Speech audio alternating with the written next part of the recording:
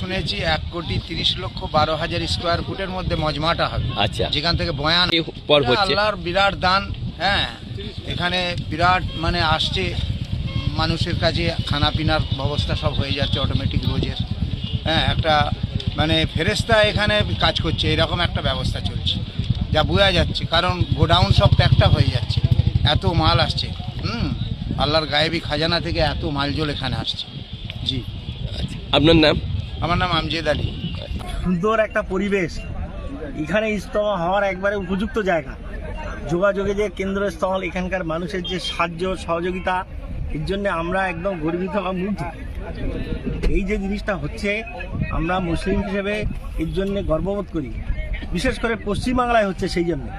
যাই হোক, সুষ্ঠুভাবে যাতে হয়, শান্তিপূর্ণভাবে হয়, এখানকার মানুষের আবেদন করব এবং আমাদের যারা এখানে আছি তাদের সাহায্য সহযোগিতা একান্ত প্রয়োজন। 2026 জানুয়ারির 2, 3, 4 সংগঠিত হওয়া বিশ্ব ইজতেমা হতে চলেছে।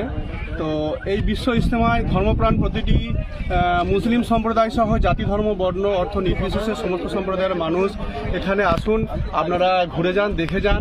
এখানে হচ্ছে ইসলামের যে মূল ঐক্যবন্ধন সম্প্রীতির বার্তা, সেই সম্প্রীতির বার্তা প্রচারিত হতে চলেছে।